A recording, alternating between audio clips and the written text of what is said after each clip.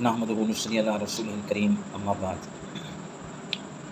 حدیث قدسی میں ہے کہ حضور علیہ الصلوۃ والسلام نے ارشاد فرمایا، اذا صلی العبد الا نیۃ فاحسن واذا صلی فی السر فاحسن فقال اللہ تعالی ھذا عبدی حقا، کہ جب کوئی آدمی لوگوں کے سامنے نماز پڑھے اور اچھے انداز میں پڑھے، یعنی نماز اس کی ظاہری حالت میں ٹھیک ہو، پوشیدہ بھی ہو، خشوع و خضوع ہو، اور جب وہ اکیلے نماز پڑھا ہو تو اس کی نماز ویسے ہو جیسے لوگوں کے سامنے پڑھی، تو اللہ تعالیٰ فرماتے ہیں یہ بندہ میرا مخلص بندہ ہے۔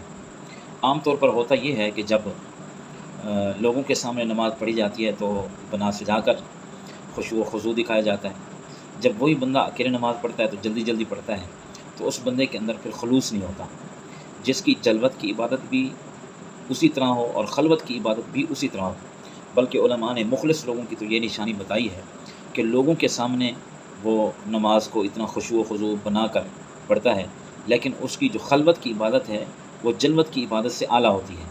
یعنی جب وہ خلوت میں عبادت کر رہا ہو تنہائی میں، تو وہ اعلیٰ اور مزید اس کو بنا کر عبادت کرتا ہے، تو یہ مخلص بندے کی نشانی ہے۔ عام طور پر یہ جو ریاکاری ہے، لوگوں کو دکھا کر کوئی چیز کرنا کہ لوگ تعریف کریں، تو اس کو شرک کہا گیا ہے۔ ان یسیر الشرک الریا، کہ تھوڑا سا بھی ریاکاری جو ہے وہ شرک ہے، کہ لوگوں کو خوش کرنے کے لیے عبادت کی جائے۔ آپ نے وہ حدیث سنی ہے کہ عالم کا علم، عابد کی عبادت، شہید کی شہادت، سخی کی سخاوت، یہ تین شخصوں کی اتنی بڑی عبادتیں کل قیامت کے دن منہ پہ ماری جائیں گی اور اس کے لیے جہنم کا اعلان ہوگا۔ تو اس کا جرم کیا ہوگا؟ یہی جرم ہوگا کہ وہ لوگوں کو دکھانے کے لیے، جب عالم سے پوچھا جائے گا تو نے کیا کیا؟ علم میں نے تجھے دیا تھا، تو وہ کہے گا اللہ میں نے پڑھایا، میں نے دین کی خدمت کی۔ تو اللہ پاک فرمائیں گے تو نے لوگوں کو خوش کرنے کے لیے کیا، وہ تجھ کو مل گیا، اب جو ہے وہ تیرے لیے کچھ بھی نہیں ہے، تو اپنے دل کو ٹٹول۔ دنیا حاصل کرنے کے لیے، واہ حاصل کرنے کے لیے، لوگ مجھے عالم کہیں، لوگ میری تعریف کریں، وہ ہو گئی، جہنم میں ڈال دیا جائے گا۔ شہید سے پوچھا جائے گا کہ تو کیا کر کے آیا؟ وہ کہے گا اللہ میں نے تیرے دین کی خاطر قربانی دی، اپنی جان کا نذرانہ پیش کیا۔ تو اللہ پاک فرمائیں گے تو نے دنیا کو خوش کرنے کے لیے، تاکہ لوگ مجھے بہادر کہیں، اپنے دل کو دیکھو، میں تمہارے دل کو دیکھا کرتا تھا، تو اس کو بھی اٹھا کر جہنم کا ایندھن بنا دیا جائے گا۔ اور ایک سخی سے پوچھا جائے گا کہ تم بتاؤ تم کیا کر کے آئے ہو؟ وہ سخی کہے گا کہ اللہ تو نے مجھے مال و دولت دی، میں نے تیرے راستے میں خرچ کی۔ تو اللہ پاک فرمائیں گے میں تیرے دل کو دیکھتا تھا، دیکھو کیا تم اس لیے کرتے تھے؟ بلکہ تم اس لیے کرتے تھے کہ لوگ سخی کہیں، وہ لوگوں نے کہہ دیا، اٹھا کر جہنم میں ڈال دیا جائے گا۔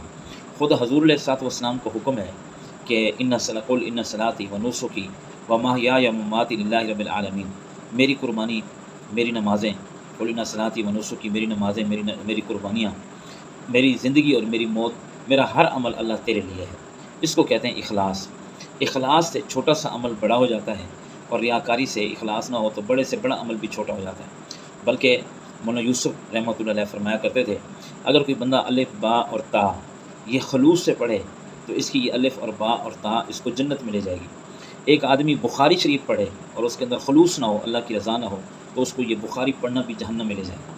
تو خلوص سے ہو، خلوص کا معنی ہے دل میں اللہ کی رضا ہو، کسی اور کو خوش کرنے کے لیے کوئی بھی عمل نہ کرے، نماز سے لے کر، زکوٰۃ سے لے کر، حج سے لے کر، کوئی بھی چیز، دین کا کوئی بھی کام کرنا ہے تو ہم یہ سمجھیں کہ جو ہمارے فریق مذاہب ہیں وہ اس سے پریشان ہوں یا ان کو تکلیف دینے کے لیے کریں، تو اس میں اللہ کی رضا نہیں رہتی۔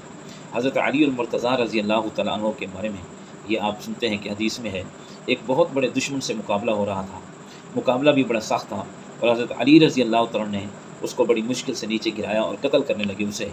تو اس نے، بدبخت نے، حضرت علی رضی اللہ تعالیٰ کے چہرہ کی طرف، جس کو کرم اللہ وجہہ کہا جاتا ہے، کہ اللہ نے جن کے چہرے کو بہت بڑا اعزاز دیا، بہت بڑا مرتبہ دیا، چہرے پر تھوک دیا، تو حضرت علی رضی اللہ تعالیٰ نے اسی وقت اس کافر کو چھوڑا اور ایک طرف ہو گیا۔ کسی نے پوچھا کہ آپ نے اس کو چھوڑ دیا، وہ بہت بڑا دشمن تھا، کافر تھا، اور آپ اس پر غالب بھی ہو چکے تھے۔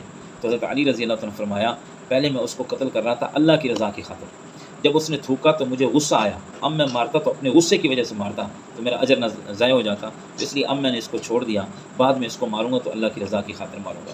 تو اس سے بہت بڑا سبق ملتا ہے، یہ وہی کر سکتا ہے جن کے دل اللہ کی محبت سے لبریز ہوں اور اخلاص سے لبریز ہوں۔ تو یہ وہ دل تھے پاکیزہ حضرت علی رضی اللہ تعالیٰ عنہ، اس وقت ان کی یہ سوچ کمال ہے ان کے مقام کا۔ تو اس لیے میرے بھائی، ریاکاری کی وجہ سے اور دنیا حاصل کرنے کی وجہ سے اپنی کسی نیکی کو ضائع نہ کریں. جو بھی کام کرنا ہو وہ اللہ کی رضا کی خاطر کریں. اس کو کہتے ہیں اخلاص. دعا یہ اللہ تعالی ہم سب کو اخلاص نصیب فرمائیں اور ہر کام کے اندر اپنی رضا نصیب فرمائیں. السلام علیکم ورحمۃ اللہ وبرکاتہ.